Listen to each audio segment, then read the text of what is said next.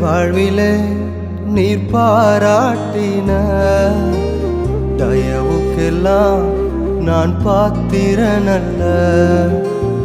இதுவரையில் நீர் தாங்கினதற்கு எவ்வளவும் நான் தகுதியும் இல்லை.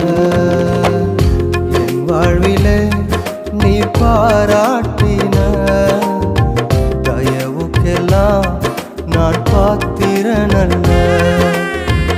இதுவரையில் நீர் தாங்கினதற்கு